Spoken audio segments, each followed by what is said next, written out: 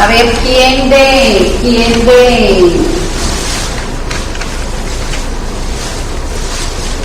ha estado todos los viernes, los sábados, pero no del libro Diego? Que Diego rifa libros. Que Diego rifa libros. ¿Quién ha estado viniendo constantemente los viernes? Los sábados, no el viernes. Bien. ¿Para usted qué es volver en sí? Para mí, volver en sí significa renacer. Tener o darme otra oportunidad. Volver en sí es tomar conciencia de quién soy. Saber que tengo un norte, un camino. Volver en sí es retomar algo que he dejado inconcluso. Bueno, empezaré diciendo que estamos estudiando el libro En búsqueda de la verdad, psicografiado por Rivaldo Pereira Franco, dictado por el espíritu de Juana de Ángeles. Juana de Ángeles, nosotros sabemos que ella se dedica a la pura psicología transpersonal. Transpersonal es hablarle al alma, es hacernos reflexionar. Todo lo que hemos tenido la oportunidad de leer los libros de ella nos hacen razonar. De ahí que con una sola lectura no basta, hay que leerlo hasta 3, 4 veces para poderlo comprender. Entonces ella acá en este capítulo o en este ítem nos va a hablar de volver en sí. Y nos dicen qué es volver en sí. Diego dio su concepto. Ella nos dice que es una forma de conversión, de volverse hacia algo nuevo o de redescubrir el valor de lo que se poseía.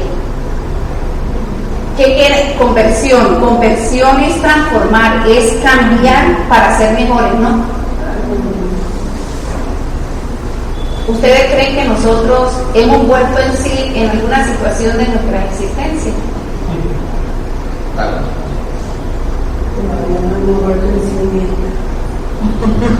No, pero no, pero hay cosas que sí hemos superado. Si hemos llegado hasta donde estamos, porque hemos evolucionado un poco. Si usted está ahí sentada y la he visto varias veces, es señal de que está viviendo en sí.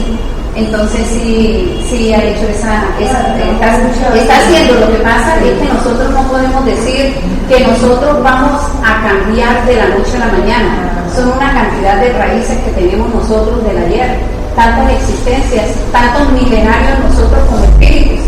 Entonces es muy difícil yo decir, no, yo hoy me propongo perdonar, voy a perdonar a todo el mundo, voy a perdonar. No es una lección que uno se la aprenda literalmente, ¿no?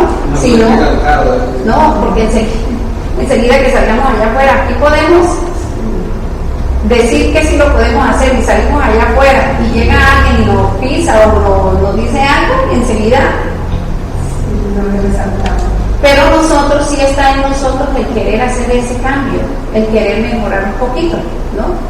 Porque no podemos decir que podemos volver en sí de un momento a otro, no, pero estamos en esa tarea. Nos dicen, ¿por qué nos cuesta volver en sí? Por la inseguridad y los registros del niño herido. Nosotros, la doctora Carmen nos hablaba la semana pasada del niño herido. Nosotros tenemos, dice, en nuestra mente, en nuestro psiquismo, cuando fuimos expulsados del paraíso. No porque realmente haya sucedido, sino porque las religiones a las que nosotros pertenecimos siempre nos dijeron que nosotros venimos de Adán y Eva, ¿no? Eso es lo que nos enseñaron siempre, y eso en esta, con la reencarnación, con la doctrina espírita, es que nos estamos quitando esa idea, la estamos eliminando de nuestro psiquismo. Pero nosotros traíamos esas creencias. E incluso, y nos dice Juana de Ángeles que lo que pasa es que a nosotros no nos gusta asumir responsabilidades, porque si nosotros nos vamos a la Génesis 3:12, ¿se acuerdan lo que le dijo Adán a Dios cuando le dijo que porque había pecado? Y él le dice, la mujer que me diste, ella me dio del árbol y comí. O sea, ¿a quién responsabilizó? A ella. Nosotros cuando cogemos rabia, ¿a quién le echamos la culpa? Cuando gritamos, nosotros estamos hablando con el hijo de nosotros y le alzamos la voz para demostrar que tiene autoridad, y que somos y que yo puedo más que él, ¿no? Siempre nosotros, pero es que nosotros no hemos adquirido esa responsabilidad. Y si ustedes ven, en todo nosotros le estamos echando la culpa a los demás. Y nos dice ella, para alguien de afuera crear dificultades o ensombrecer la luz interior, ¿podrá alguien de afuera crear dificultades o ensombrecer la luz interior, la paz de cada uno ejercitada en una conciencia tranquila en torno a los deberes rectamente cumplidos? Desde luego que no. Para el ego es más fácil transferir responsabilidades que enfrentar las sombras. Si nosotros hemos adquirido una paz interior, ¿ustedes creen que cualquier persona puede llegar y dañarla o quitárnosla? Sí, ya la Si ya fue conquistado. Si la que tiene, pues si la persona tiene bastante fuerza de voluntad, pues a mí no me van a hacer cambiar algo que yo no quiera hacer. No, la fe que yo tenga también es importante. No me va a dar como inseguridad lo que me están diciendo, pues yo estoy ahí. Pero su nombre es Ana Logreya. Ana, señora Ana. Dicen que tanto va el cántaro al agua hasta que revienta, ¿no?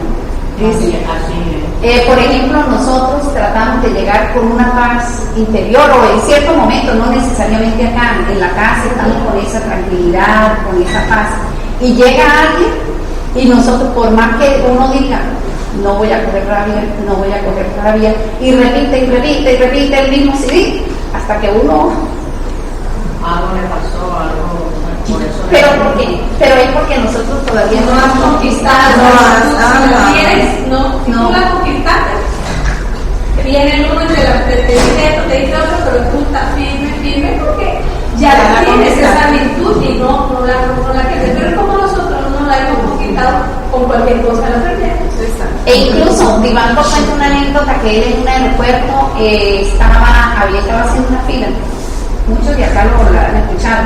Estaba haciendo una fila y si ustedes analizan, ven el semblante de Divaldo siempre sonriente, ¿no? Él siempre con una sonrisa. Y porque él ya ha conquistado esa paz. Y llega un señor y le dice que ¿de qué te ríes? ¿No? El que estaba haciendo la fila. Y Divaldo se hizo pasar por ciego. Entonces, o sea que él no lo estaba viendo, ¿no? Entonces, y a nosotros no sucede. Cuando nosotros, miren, esa pequeñez, cuando nosotros estamos en una fila, en donde sea, y alguien se queda mirándonos, uno dice, pero ¿qué tengo? ¿Qué? ¿No le gustó la cara mía? Uno siempre es agresivo, pero es porque no hemos conquistado esa paz.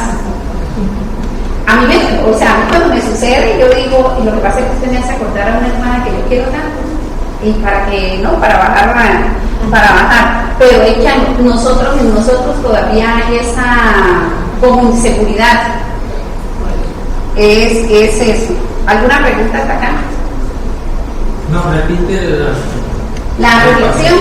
Mire, dice, ¿podrá alguien de afuera crear dificultades o ensombrecer la luz interior, la paz de cada uno ejercitada en una conciencia tranquila en torno a los deberes rectamente cumplidos?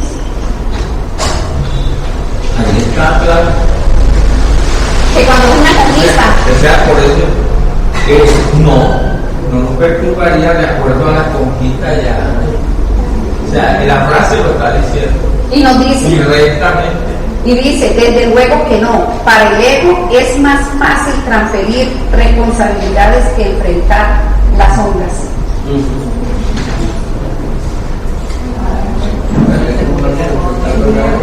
Transferir responsabilidades que enfrentar las sombras. Claro. Le llamo la culpa a otro. Claro, sí, estamos responsabilizando a otra persona. Nos dice acá, aquí dice, miren, el estado de la enfermedad prolongada genera una aceptación de esa circunstancia con cierta dosis de alegría, porque el enfermo no trabaja sino que da trabajo, no se preocupa por lo que sucede y deja que otros se ocupen, permaneciendo en un estado infantil de dependencia, de lágrimas y quejas. Aquí nos estamos refiriendo a los enfermos espirituales. Nosotros cuando por ejemplo, yo tengo un hermano alcohólico, a él no le preocupa nada, porque él sabe que hay personas que lo pueden ayudar. A él no le preocupa cómo se pague el agua, o sea, cuando vivíamos en casa. Y cada uno tendrá su, como dice el doctor Vargas, su paquito, ¿no? Ellos nunca se preocupan, no hay comida, o los hijos, o ellos no son responsables. Y nos dice Juana, la conciencia de culpa, así como la necesidad de ser saludable, siempre es postergada por los espíritus enfermos y se refugian en las debilidades que afirman poseer. Es que yo no puedo. Háblele usted a una persona que tenga un vicio y no tengo fuerza de voluntad, es que yo no puedo. Y siempre se están refugiando en eso. Y nos dice, la gente se siente cómoda en la ignorancia.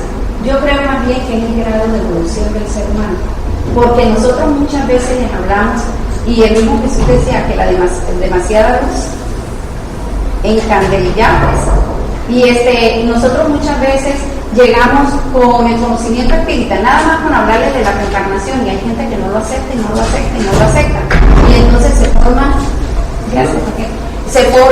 forma un conflicto. La misma doctrina nos dice que no debemos de discutir, que a cada uno se le va llegando su tiempo.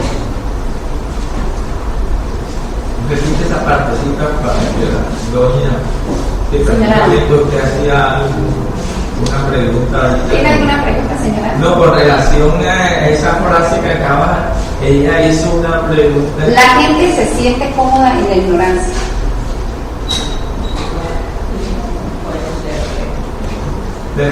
Pero en algunos casos que por lo menos yo en su caso en familiar ha perdido, yo digo que ha perdido la fe, no me quiere escuchar, parece que es largo, no entiende hablar de las cosas, pero es mi hijo. Él estaba bien en Venezuela, trabajaba, era un profesional y se le ha venido Porque se le problema, una carga inmensamente, pero mala. No consigue, ya tiene 48, tiene como una confusión. Bueno, no es confusión, es realidad, ¿no? Y está que ya no quiere creer en nada. Nosotros conocemos esta obra hace más de 25 años, pero no aquí, sino en Venezuela. Entonces yo tengo conocimiento, sé lo que es, me gusta porque he pasado muchas cosas y a raíz de todo eso que yo he pasado, pues me ha cerrado más. O sea, ahí está. Y creo en mí. Pero mismo no sé, de la noche a la mañana, o sea, como le estaba diciendo yo, perdió, o sea, se centralizó, no quiere saber nada, yo no me merezco esto, yo soy una persona que fue hijo, con toda la extensión de la palabra, buen hijo, buen hermano, buen papá, y eso lo ha centralizado. Me preocupa muchísimo. Hacerle a él hay que hacer mucha oración por él y él debe o sea, sin embargo hay que hablarle porque esta situación la estamos viviendo mucho. Yo soy de norte de Santander y yo no tengo un solo hermano, yo tengo varios hermanos en esa situación y sobrinos y todo, pero entonces es decirles a ellos, yo por ejemplo a mi hermana le digo que no mire para atrás porque también era una mujer que tenía ya comodidad, pues materialmente estaba bien y hay que comprender que perder usted abrir los ojos y darse cuenta que tiene casa y no tiene casa. Tiene, como dice ella, muchas veces uno está hablando con ella y dice, está dentro de tal cosa, y ella reflexiona y dice, no, está allá, dice ella, ¿no? Y inconscientemente ellos tienen ese como ir y venir mental de que es difícil. Yo digo que es muy difícil llegar a un país donde uno, como dicen por ahí coloquialmente, con una mano adelante y otra atrás. Entonces, uno a ellos es hablarles. Empezar de cero. Sí, de cero. Como él dice, a una edad como la que yo tengo, y perder trabajo, mi familia, todo, posición, todo. Él ha quedado solo. Pero entonces a él es hablarle eso, decir que él no es el único que está viviendo eso, que le dé gracias a Dios, que hay muchos, él todavía no está enterado, él vive aquí en Barranquilla.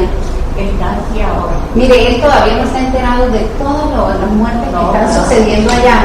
Y miren, algo curioso, que el venezolano, no sé cuántos de aquí son de Venezuela, tienen familia, ellos tienen una conexión por WhatsApp para enterarse del día a día, y yo digo que en cierta forma es como mortificarse, ¿no? Porque si uno ya tomó la decisión de salir, pues sí, uno sabe la situación que se está viviendo, pero ¿por qué mortificarse uno? Es más bien caminar hacia adelante. Es eso, es nosotros no. Entonces, y miren lo que nos dice la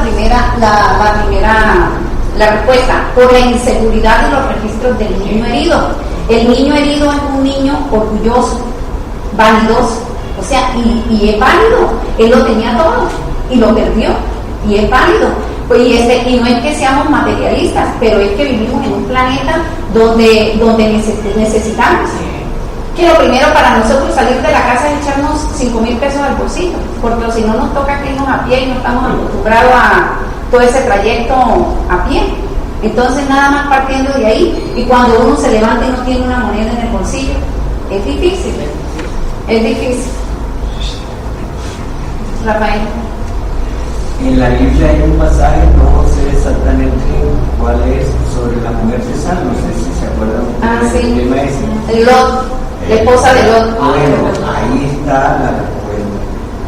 Esas personas que salieron de esa ciudad, yo les digo, cuando salgan no miren hacia atrás, sigan adelante. Y entre todo ese pequeño grupo que se salvó, ella fue la única que miró atrás y se convirtió en santa. Claro, y no se avanza. Y nosotros no tenemos que vivir del pasado. Ya yo la corté a usted para darle la palabra a ella. ¿Usted iba a hacer un comentario? No.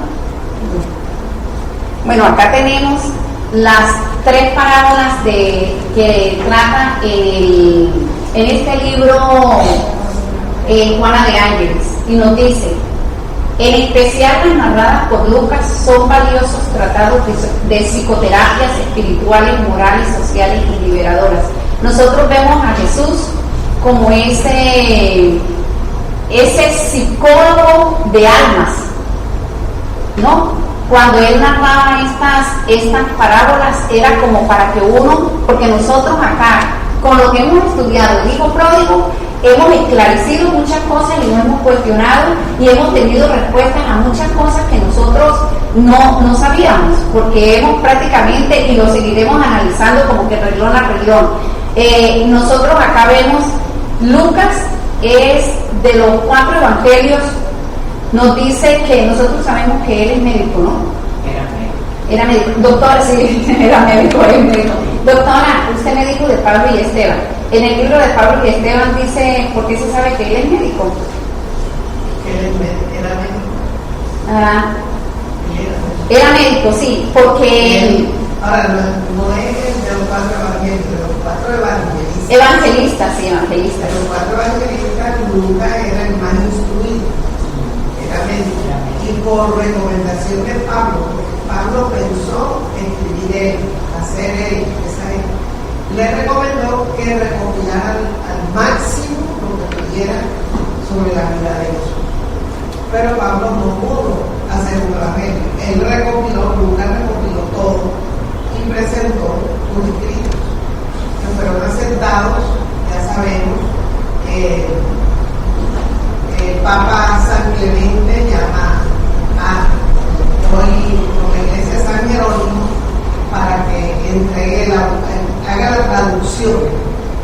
y pudiéramos tener la Vulgata que comprendía tanto el Antiguo como el Nuevo Testamento, escogiendo San Jerónimo los evangelistas, porque se presentaron 120 evangelistas. Está en el libro Cristianismo y Espiritismo de León de y cómo fue el procedimiento para ir dejando de lado a los demás.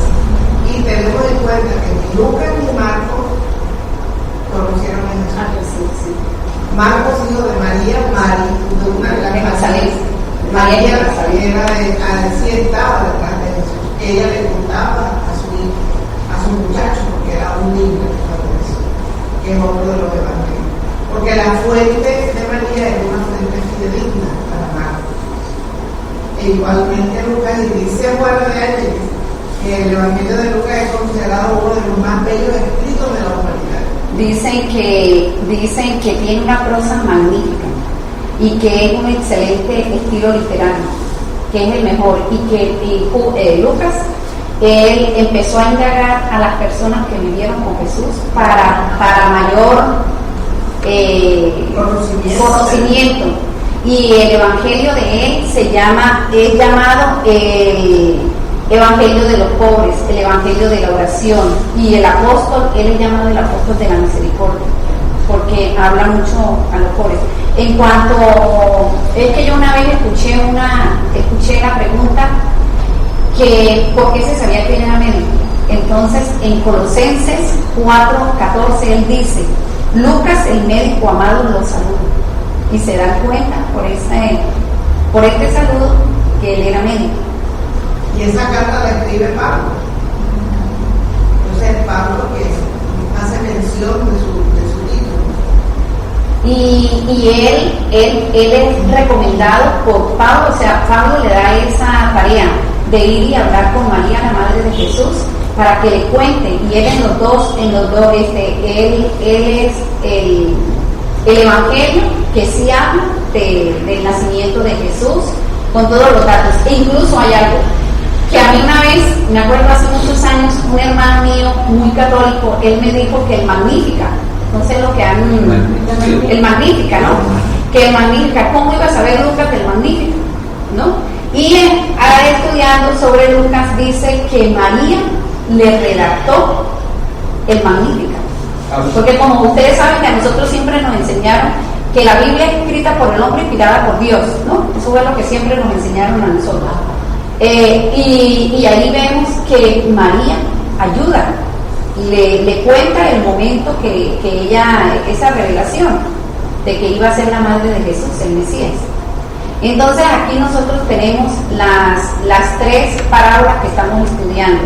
La de la oveja perdida nos dice que la oveja se aleja sin intención, y eso es lo que nos sucede a nosotros.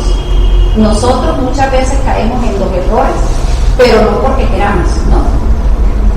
Sino sin intención. Cuando los hombres se alejan involuntariamente del camino de la vida, el Padre está consciente de estos seres extraviados y sale con sus pastores a buscarlos. Los pastores son los guías espirituales, nuestros mentores, que siempre nos están instruyendo, que siempre nos están... Los padres biológicos. Incluso mucha gente que está dedicada a hacer obras de, por ejemplo, de hablarle a las personas de Dios, y uno no sabe, por eso uno no debe, lo que no debemos caer es en el fanatismo. Pero muchas veces hay una persona bien,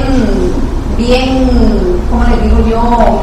Bien caída, bien desmoralizada, y alguien llega y les habla de Dios y pueden escuchar y hacer esa transformación, porque esa es la importancia de la oración. La oración, muchos que están acá y no saben, la oración, ellas no se pierden. Nosotros podemos orar por la persona que sea, y no podemos ver resultados ni 1 año, ni 2 años, ni 3 años, pero en determinado momento a esa persona, con una sola palabra que le digan, esas oraciones, que son energías, ellos vuelven en sí y les da esa fuerza para hacer esa transformación, para hacer ese cambio. Nos dice que la moneda, ahí está la moneda, el dracma perdido. Nos dice que la moneda está cubierta con el polvo del tiempo y oscurecida por la acumulación de las cosas humanas, pero ahí vemos la búsqueda divina de todos los que están confusos, inciertos o de otra manera cegados espiritualmente por las preocupaciones materiales y la acumulación del vivir. Si nosotros nos ponemos en esa drama, en esa moneda perdida, cuando nosotros llegamos acá, esa monedita estaba dentro de nosotros, ¿no? Esa conciencia adormecida estaba ahí, ese Cristo, y nosotros llegamos acá y nos ayudó. Enseguida lo sacamos adelante, o sea, despertamos, aprendimos y estamos en ese proceso tratando de ser siempre mejores. Nos dice que el hijo pródigo, el hijo menor, pensaba merecer un castigo y por eso él dice: Padre, he pecado contra Dios y contra ti, ¿no? Mientras que el hijo mayor, presumiendo estar siempre con el Padre, esperaba una recompensa por los servicios prestados. Tanto el uno como el otro necesitaban experimentar la misericordia. Los dos eran enfermos espirituales.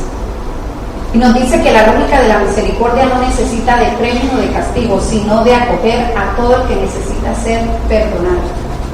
Y nosotros estamos para ser solidarios y fraternos con todos nuestros hermanos. Ese es nuestro papel. Y aquí nos hablan, aquí nos hablan de volver en sí, de Judas Iscariote, de Pablo, pusieron ahí San, de Pedro, de María de Magdalena, y yo le agregué San Pablo porque soy bastante seguidora de San Pablo. De San Pablo, no de Pablo. Eres seguidora de San Pablo. De Pablo. Te traicionó esa Nos dice que volver en sí fue el triste despertar de Judas ante la imposición de la culpa. Sabemos que él, ante la culpa, ¿qué hizo? Se suicidó. Él llegó a un estado depresivo que lo llevó al suicidio. Pedro, ante la negación del maestro, él ¿qué hizo? La culpa de él era haberlo traicionado y abandonado. No lo traicionó, lo negó. Pero ahí dicen traicionado. Sí, en el sentimiento de solidaridad. Claro. Sí, Pedro Se asustó cuando le preguntaron. Sí, redescubriendo al amigo traicionado y abandonado para ofrecerle toda su existencia a partir de entonces, consciente y lúcido para recuperarse. Por eso, por la traición de Pedro, pues, de su sentimiento, en ese momento pudo más la cobardía que nos hubieran tomado a nosotros. También. Por el miedo, es lo que sí. Y vemos a María de Magdala, que fue la oportunidad que se dio a sí misma, la mujer equivocada de Magdala, quien se transformó interiormente a tal punto que fue elegida como mensajera de la resurrección. Y Pablo,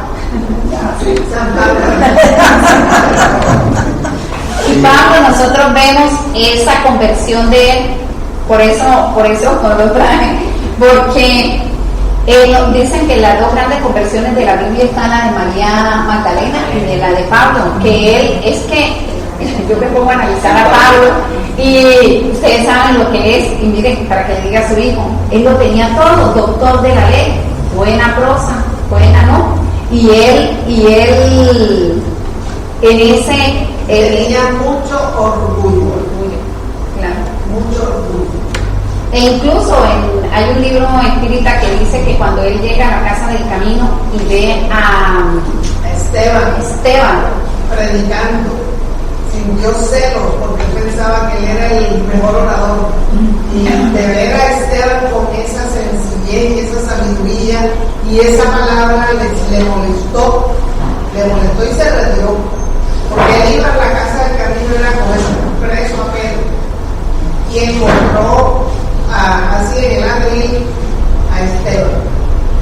No pudo resistir y se fue, y luego mandó a coger preso a Esteban. Y él volvió en sí en ese camino a Damasco, ¿no? Cuando Jesús le habla.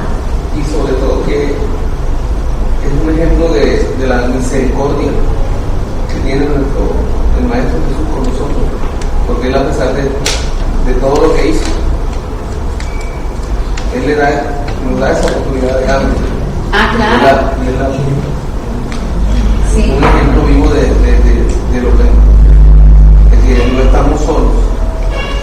No, y Argemiro, mire, y nosotros, ¿se acuerdan que anteriormente utilizaban la palabra desechables? Sí, exactamente. Y nosotros no podemos decir, tratar a un hermano que es un ser humano, ignorante, envuelto en las sombras, de desechable. Es una falta de respeto y de amor y de caridad hacia ese hermano, porque ese hermano en cualquier momento puede despertar, y nosotros hemos visto los casos.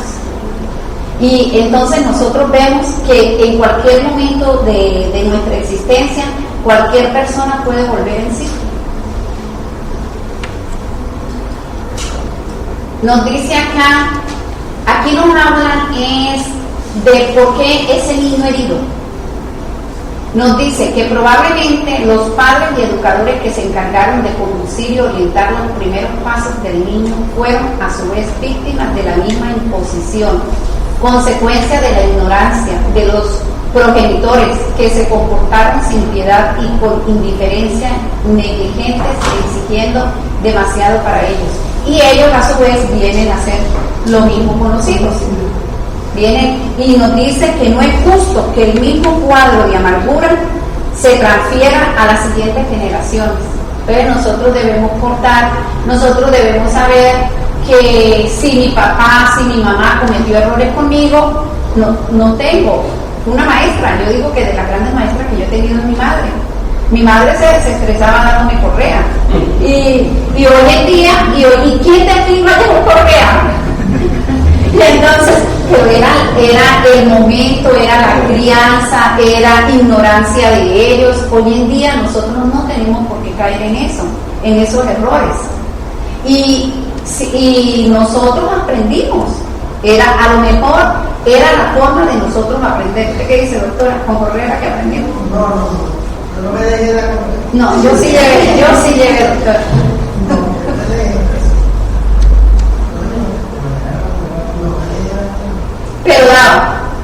Pero daba. Sí, ella tampoco. Ella realmente prohibía o hacía castigos de no van a ver piscina, no le salían a jugar a la puerta de la calle. Pero correa no. Pero doctora, pero también hay que analizar algo. La señora Ana era una señora preparada, porque ella estudió, era profesora, y según lo que usted nos ha comentado, de religión, ¿no? De todo. De todo, sí, en esa época era de todo. En ese momento los profesores eran integrales. Sí. Daban sociales, daban de todo. Llamaban gramática, naturales, todo. Y era, bueno, pero entonces, los que tuvimos la suerte de tener padres que, por ejemplo, eran que no sabían leer, que no sabían escribir, que fueron, y acá nos dice, miren, fueron tratados igual, entonces ellos pensaban que era la forma correcta. Hoy en día ya, yo verme por una correa dándole a un nieto o a un hijo, no, eso ya fuera de concurso, ¿no? Y entonces, eso es lo que nosotros debemos de cortar, porque eso va quedando en el psiquismo, esos odios, esos rencores. Pero nosotros debemos también de saber, de comprenderlos a ellos y saber que ese era el siglo pasado, que este es otro siglo, que estamos viviendo otra época y saber que ellos eran personas, lo que yo les estoy diciendo, sin estudios, sin preparación, sin ningún conocimiento. Vemos que eran unas señoras que a los 14 años ya se casaban o se echaban la obligación, y los hijos eran 11, 15, 17, tuvo mi tía. Mi mamá tuvo 18. Entonces también televisión. Entonces debemos también nosotros darnos cuenta, también hay un machismo. Perdón, el hecho de no tener conocimiento académico, instrucción. La mamá de mi mamá era analfabeta, ella nada más sabía firmar su nombre. Era analfabeta, era una mujer dulce. Mi abuela era una mujer entregada en cariño y en admiración. Entonces no va paralelo la educación que tenga una persona para educar a sus hijos. Al contrario, de pronto el hijo le quita el tiempo de descanso del estrés que tiene, lo que fuera, y reacciona de mala manera. Cuando la persona, hombres o mujeres, no tienen este conocimiento, son personas normalmente más sencillas, más comprensivas, más amorosas, y hacen de su hogar un techado de capullos, de personas decentes, sin maltrato, sin golpes. Ese que se cría así y que no quiere, es que no podemos olvidar la existencia del espíritu. Allí vienen marcadas las herencias espirituales de cada cual, en donde va a aflorar la rebeldía, porque ya venía rebelde de otras existencias. Le dan un hogar dulce para que se modifique. No lo aprovecha, es responsabilidad del espíritu que no aprovecha. Los padres hacen lo que pueden en este caso. Pero hay padres que, teniendo una conducta censurable, son más exigentes, son más crueles y más tiranos. Entonces, bien, es decir, habría mucho que tratar en ese tema. En el libro Conflictos Existenciales, el último capítulo es el amor. Ahora Ángeles dice que una forma de educar a los niños no es ni el castigo, ni mucho menos la recompensa por la conducta. Se acostumbran a amar. Se acostumbran al egoísmo, a la tiranía y demás. Y a crear un descubrimiento de valores dentro de la experiencia que te vive en la vida. No, sí, es así. Lo que sería bueno que tocaras en la parte, ¿te acuerdas del día jueves sobre maternidad? ¿Te acuerdas que te tocó esa lectura precisamente de eso que hablaba Carmen, del afecto, de la parte de la autoridad, pero no ser tolerantes, ser permisivos?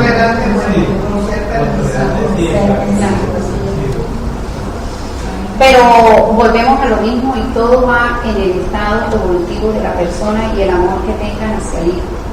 Porque nosotros hoy en día, por ejemplo, vemos una mujer que se sienta toda una tarde a ver novelas y llega el niño y le dice: mami, ¿cómo es la tarea? No me ven viendo que estoy ocupada. O sea, toda la tarde se le dedican a las novelas. Pero es que ahí hay un problema social. Claro, sí. Un problema del Estado, por la falta de educación y de formación. Porque son madres que no están preparadas para ser madres. Son madres por accidente, porque no tuvieron la cultura de que tenían que educar hijos si no estaban en la capacidad de educarlos, de brindarles cariño y de dedicación. Yo no puedo entender que ante la petición de mi hijo yo prefiera, por decirlo, yo no veo televisión, y ya no tengo hijos pequeños, y no veo televisión, eso quita. En cambio, mi querida socia que tengo allá en la casa, la socia de Isa, sí, la secretaria de socia, la patrona mía, yo le pregunto algo, ahora que está en una novela, pero yo a ella le permito todo, porque ella me ha dado toda su vida para ayudarme a trabajar y a criar a mi hijo. Pero así como ella, hay muchas que teniendo la responsabilidad no saben sacrificar un pedazo de televisión, no la saben sacrificar. Porque no están preparadas y hay que educar a no tener hijos cuando no se tiene la preparación para formar un hogar, no se debe tener. E incluso cuando nosotros vemos que, ya hablamos de las mujeres, ahora le toca el turno a los hombres, el domingo de descanso que tiene el hombre cuando trabajan en una empresa, ¿qué hacen? se van a jugar fútbol o se reúnen con los amigos a tomar cerveza y no le dedican, es que incluso el día de descanso es para darle el descanso al cuerpo. No, pero ahora es celular. Ah, no, ese es otro cuento. Eso es algo. Tiene mucha tela por contar. Ya murió porque ya no puede conversar a veces, porque estás conversando y estás así, pero ves, parame lo que te estoy diciendo. Ah, sí, pero sí, yo te estoy escuchando. Sí.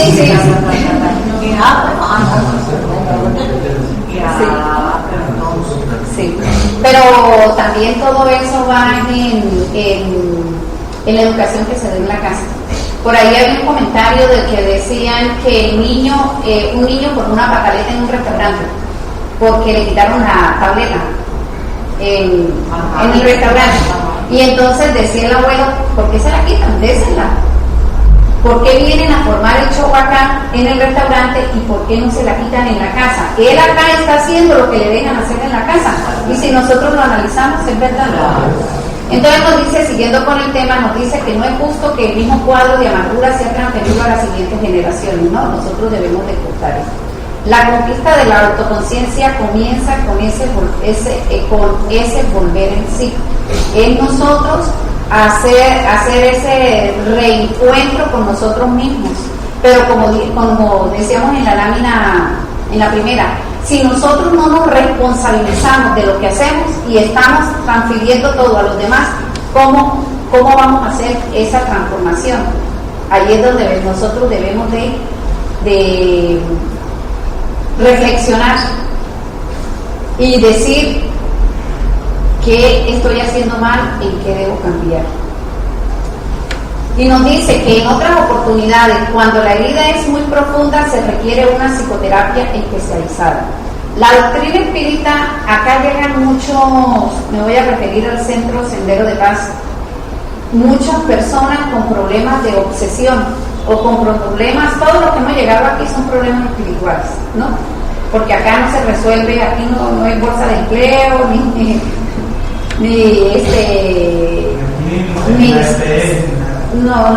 consultorio sentimental, nada de eso. Entonces aquí la deuda de movilidad. Bueno, entonces cuando llega acá una persona con problemas espirituales, ¿qué se le hace?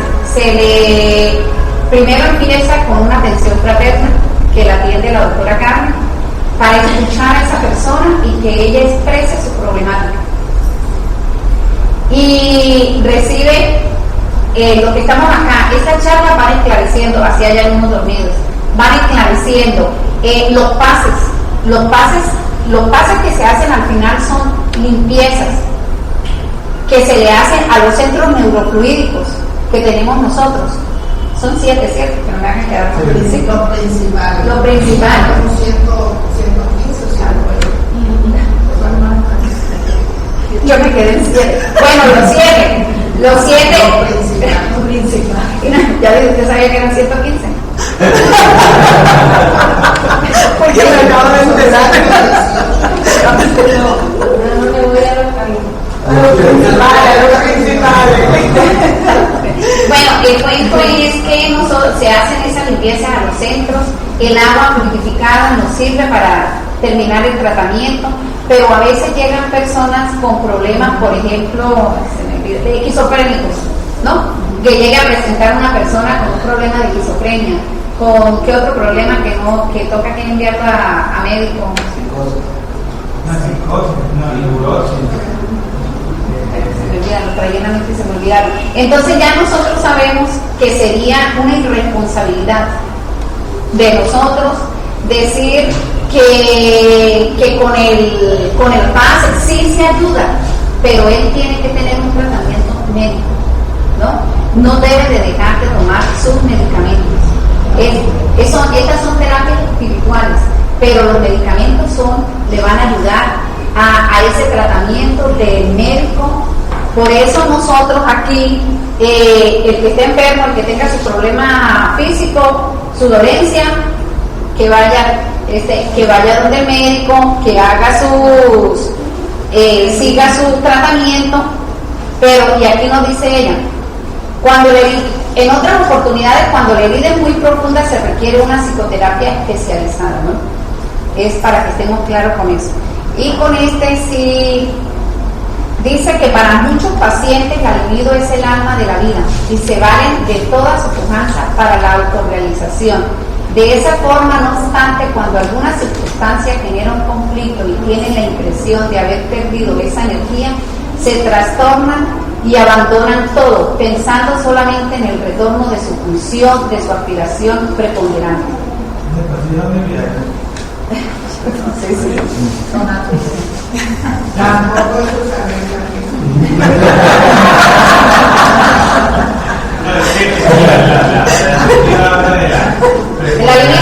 libido. Pero sí es. Entonces nos dice que esa actitud se parece mucho a la del pastor. Aunque difiere en la esencia, Jesús ama a sus ovejas por igual y como es lógico no deja que ninguna de ellas se pierda. En cambio, estas personas, sea hombre, sea mujer, porque hoy en día en los dos lados se está viviendo, nosotros vemos que muchos entran en un estado de depresión. Cuando pierden ¿qué? La libido. Las ganas. Entonces ustedes se imaginan a un caballero de 40 años que se crea simpático, elegante, hermoso. De 40 es muy joven, de 60. No, doctora, pero de 40, imagínense. Por eso, póngalo de 60. Bueno, de 60. Que se le va la vida ahí. Sí, y entonces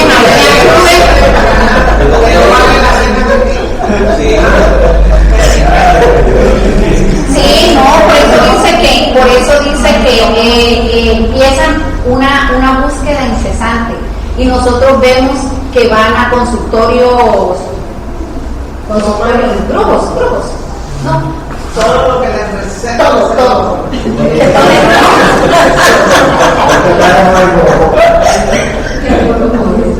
Y ahora que está de moda el bebé. Entonces nosotros ahí, y Jesús nos dice Juana de Ángeles que el buen pastor no, él sabe y esta persona se puede quedar en esa búsqueda en vez de tranquilizarse, de reflexionar, y más adelante la situación le cambiará, pero no, en ese afán es que van perdiendo coherencias y se van creando un trastorno, un tormento espiritual. Acá escogí esta frase: aquel de ustedes que no tenga pecado que tire la primera piedra. Cuando la adúltera, ¿se acuerdan cuando le llevaron la adúltera a Jesús?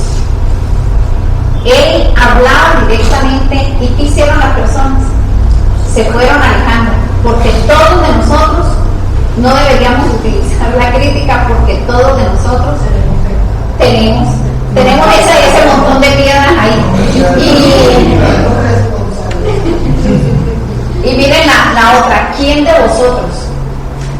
nosotros no ha perdido cosas, seres, tanto cosas materiales, muchas cosas, paz morales, paz interior? Entonces él ahí hablaba, era al alma de la persona, para como que reflexionara, para que cayera en cuenta. Él hablaba, era a la conciencia. ¿Algún comentario, aporte? Bueno, cuando no hablo no es porque entienden el tema, ¿no? Y nos dice acá: no es difícil encontrar en la miseria económica a individuos dominados por sentimientos de rencor y de pesar, vencidos por la sombra que insiste en mantenerlos en el primitivismo.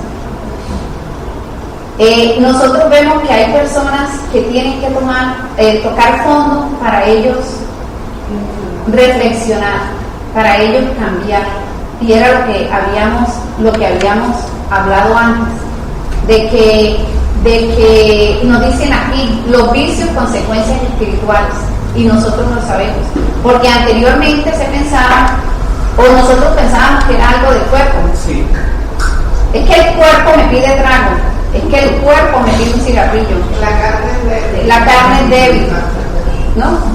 Y nos damos cuenta que son vicios del espíritu, y que nosotros, estas charlas, estos temas que estamos tratando de volver en sí, es esa reflexión que nosotros debemos hacernos para hacer esa transformación, para hacer ese cambio. Para nosotros, que la doctrina y estas enseñanzas nos fortalezcan. Dificultades las vamos a tener todos. Sofía, esa lámina está en los cuentos, porque está hablando de la esclavitud. La esclavitud.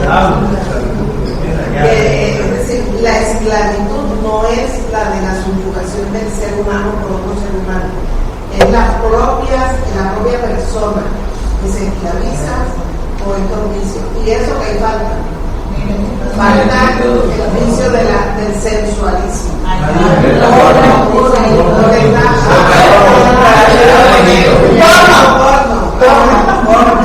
Entonces, todo aquello que esclaviza al ser humano es lo más terrible que puede suceder. Tú decías que hablabas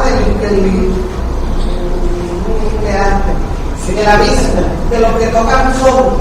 No es culpa de ellos, no es culpa de ninguno de ellos. El tocar fuego es porque ya la persona ha perdido su capacidad de razonar, su patrón afectivo. Incluso no les importa robarle a los padres. Lo hacen por esa necesidad, esa demanda. La demanda es química, porque el mismo sistema nervioso reclama esa droga, reclama esa situación. Y además de eso hay una dependencia espiritual.